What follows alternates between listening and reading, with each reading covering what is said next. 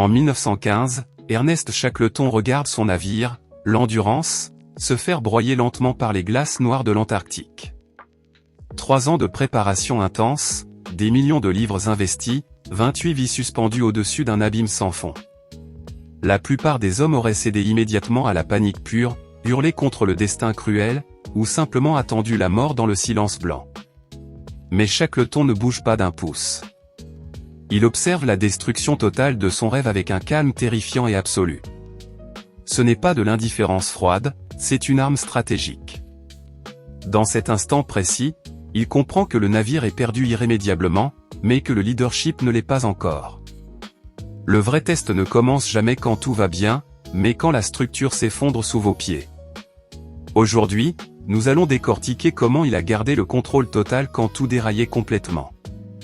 Ce n'est pas de la magie, c'est une discipline mentale que vous pouvez acquérir. Le chaos est inévitable, votre réaction reste un choix. Restez avec moi, car ce qui suit va changer votre façon de voir chaque crise. L'expédition était coincée depuis des mois interminables. Le froid mordait les os, les provisions diminuaient dangereusement, et l'obscurité polaire durait des semaines entières. Sans radio, sans espoir réel de secours, l'équipage regardait son commandant droit dans les yeux.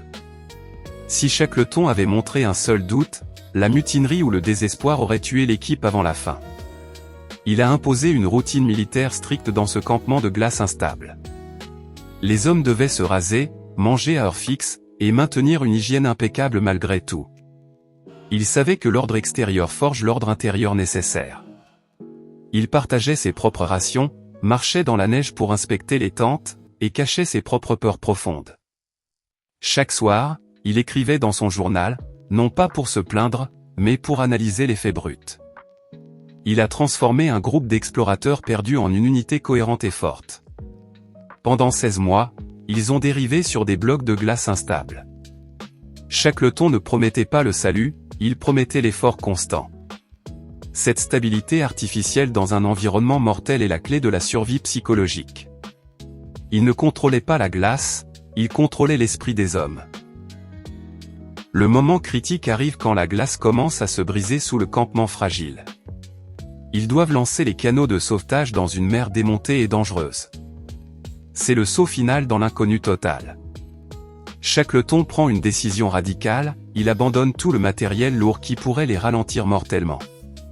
Il brûle même l'argent et les journaux personnels pour se chauffer un peu. Il dit à ses hommes, nous ne sauvons que ce qui nous maintient en vie ici. Cette purification forcée élimine le superflu inutile. Il choisit ensuite 5 hommes pour un voyage impossible vers la Géorgie du Sud, laissant les autres derrière avec des promesses de retour. C'est un risque calculé qui aurait pu le faire haïr pour toujours. Mais il explique la logique froidement à tous. Il ne demande pas la permission, il impose la stratégie de survie. Ce tournant définit le leader, celui qui prend la responsabilité totale des décisions impopulaires quand la survie du groupe est en jeu. Il navigue 1000 km dans un canot ouvert, traverse des montagnes inconnues, et revient chercher les survivants restants. Aucun homme n'est perdu finalement. Parce qu'il a gardé la tête froide quand la mort frappait à la porte. Ce que Shackleton a incarné sans le nommer explicitement. Marc Aurèle l'a écrit dans ses pensées pour lui-même. L'empereur romain commandait des légions sur les frontières barbares, loin du confort de Rome. Il écrivait, « Vous avez pouvoir sur votre esprit, pas sur les événements extérieurs.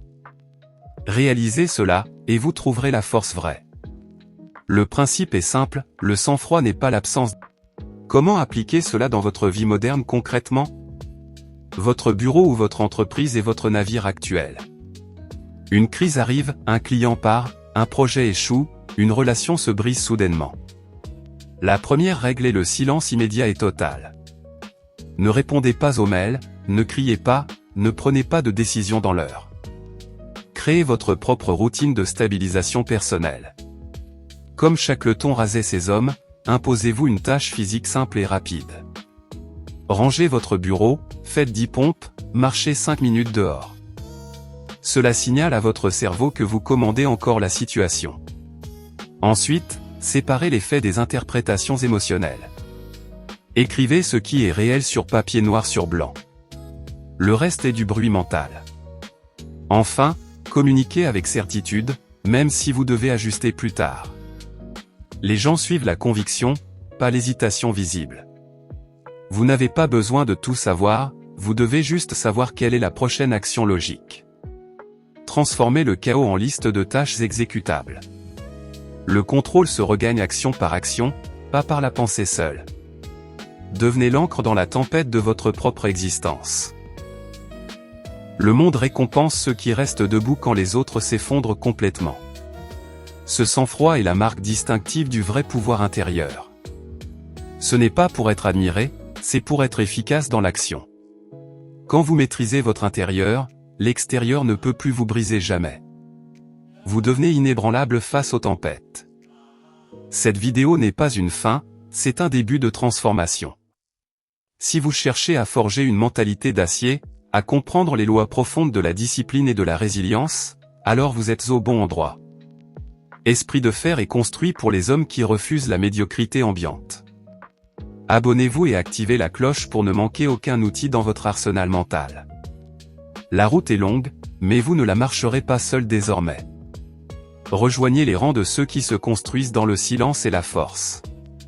Le contrôle vous appartient entièrement. Prenez-le maintenant.